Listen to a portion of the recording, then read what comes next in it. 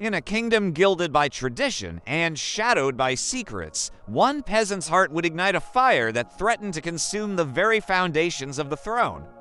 This is the story of Liam, a young man whose unassuming life was about to be entangled with the two most powerful men in the realm, the king and his son, the prince. Our story begins not in the grandeur of the throne room, but in the hushed intimacy of the king's private pool. Here, away from the prying eyes of the court, King Decking found a rare warmth in Liam's presence. The cool water seemed to shimmer with a forbidden's energy as their hands met, their gazes locked. For the aging king, weighed down by the crown, Liam was a breath of fresh air, a connection that felt more real than any royal decree.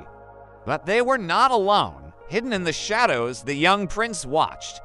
He saw the gentle way his father's hand rested on Liam's shoulder, the soft smile that played on Liam's lips. What he witnessed was not just a breach of protocol, but the spark of an idea, a strange and thrilling desire that began to stir within his own heart. The image of Liam, ethereal in the moonlit water, was seared into his mind, planting a seed of yearning that would soon blossom into a dangerous obsession. The prince, haunted by what he'd seen, found himself drawn to Liam, seeking him out in the quiet corners of the castle. He found him in the earthy scent of the stables, where the soft whinnies of horses were the only witnesses to their clandestine meeting. The air crackled with unspoken tension. The prince, usually so composed, so regal, closed the distance between them. He didn't speak, he acted. His kiss was not gentle like his father's touch. It was a storm, a desperate, passionate claiming of a desire he could no longer suppress. Liam, caught off guard, was swept up in the intensity of the moment, but this stolen kiss did not go unseen. Lady Isolde, the prince's betrothed, stood frozen at the stable entrance. Her eyes, sharp and calculating, narrowed. She didn't just see a betrayal of her future marriage, she saw a threat. In her mind, this common peasant, Liam, was a serpent in their perfect garden, a danger to her position, her future, and the stability of the crown. Her heart hardened with a cold, clear purpose. Liam had to be removed. Lady Isolde, armed with her fury and aristocratic pride, wasted no time. She cornered Liam in the meticulously manicured royal gardens, a place of beauty that was about to become a stage for cruelty. Her words were like venom-tipped arrows, each one designed to humiliate and wound. She called him a social climbing sycophant, a commoner who dared to dream above his station, mocking his simple clothes and his naive heart. She painted him as a disease, a stain on the royal family's honor. The public shaming worked. Liam, overwhelmed and heartbroken, fled the garden in a flood of tears, his world crumbling around him. As fate would have it, his desperate flight led him directly into the path of the king. Seeing the young man's distress, the king's protective instincts flared. He drew Liam into a comforting embrace, his voice a soothing balm against Isolde's venom. But as he held the trembling boy, comfort mingled with something deeper. The vulnerability in Liam's tear-streaked face reawakened the king's own desire, a possessive longing that was becoming harder and harder to control. In that moment of solace, the lines blurred once more, and the king saw not just a boy in need of protection, but a man he desperately wanted to claim as his own. Meanwhile, Lady Isolde, confident in her victory, confronted the prince. She recounted the scene in the stables, her voice laced with indignation, expecting him to be chastened, to come to his senses. But the prince was no longer the man she thought she knew. He dismissed her concerns with a wave of his hand, his mind already elsewhere. His heart was not with his furious fiancé, it was with the boy she had just wounded. He left her standing there, fuming and powerless, and went in search of Liam. He found him as dawn broke, the sky painted in soft hues of pink and gold. They didn't need words. The prince simply sat with him, offering a silent companionship that spoke volumes. He gently wiped the remaining tears from Liam's face, their fingers intertwining in the quiet morning light. In those tender moments, as the world slept, a fragile bond formed between them, a shared secret under the rising sun. But the storm was far from over. Lady Isolde, scorned and dismissed, was not one to accept defeat. If the prince wouldn't listen, she would go to someone who would. The queen, driven by a thirst for vengeance, Lady Isolde sought an audience with the queen. She laid out the entire affair, twisting the narrative to paint Liam as a cunning manipulator and the prince as his hapless victim. The queen, a woman of iron will and unwavering devotion to the sanctity of her family's bloodline, listened with growing horror. Her son, her heir, entangled with a common boy. It was unthinkable. Her fury was a cold, precise thing. She didn't storm or rage. She acted.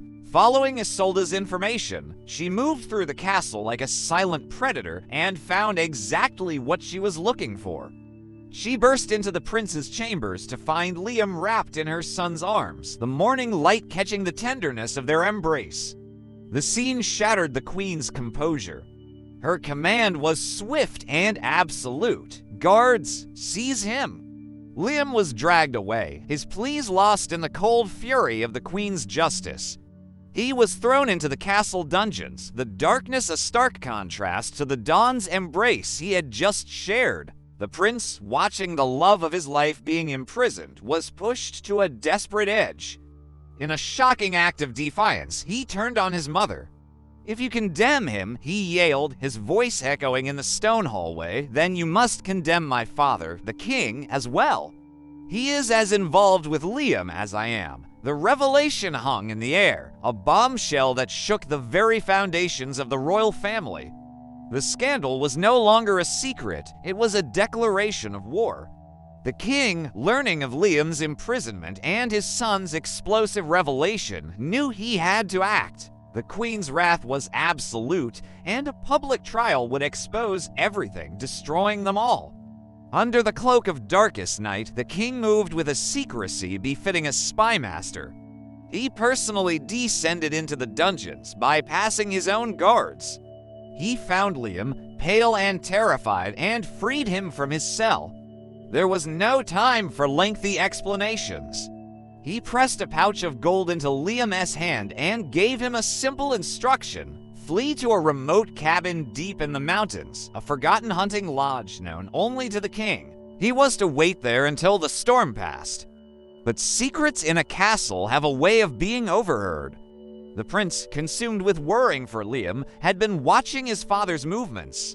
From the shadows, he heard the hushed conversation, the mention of the mountain cabin. As the king slipped back into the castle, believing his secret was safe, the prince set out on his own journey, following Liam's trail into the wilderness. The dungeon was empty, but the affair was far from over. It had simply moved to a new, more secluded stage. The mountain cabin, once a forgotten relic, became their secret haven. The prince, guided by a desperate heart, found Liam there, stoking a small fire against the chill. The relief that flooded them was immense. In the solitude of the wilderness, away from the judging eyes of the court, their connection deepened. They were no longer a prince and a peasant, just two people bound by a forbidden love. Their days were filled with a simple, shared intimacy, and their nights with a passion that was both tender and fierce. They formed a silent pact, an understanding that here, in this remote sanctuary, they could be themselves.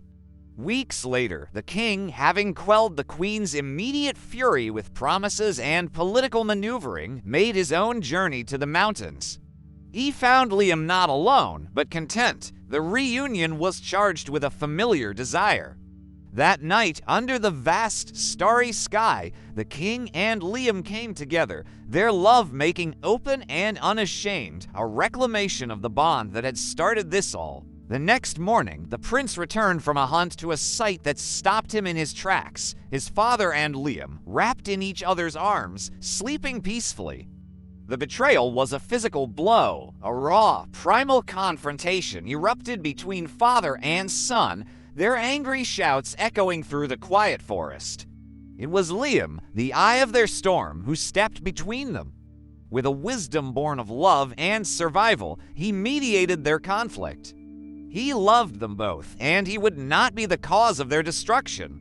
And so, in that remote cabin, a final, shocking pact was made. They would share him. And so, a strange and secret equilibrium was found. The king remained on the throne, his authority unquestioned, his secret life a closely guarded treasure. The prince, fulfilling his royal duty, married Lady Isolde. Theirs was a life of public appearances and hollow smiles, a performance for the good of the kingdom. Lady Isolde had her crown, but she would never have her husband's heart. That belonged, in part, to the man in the mountains. Liam never returned to the capital. He remained in his cabin, a willing exile in his peaceful sanctuary. He was a king's secret and a prince's escape. He received visits from both men, sometimes separately, sometimes in a fragile truce together. The scandal that had threatened to shatter the throne and bloodline was not extinguished, but transformed. Desire, once a spark of rebellion, now lingered in the shadows of the kingdom, a quiet, persistent fire adapted for survival, a testament to a love that rewrote all the rules. Thank you so much for watching.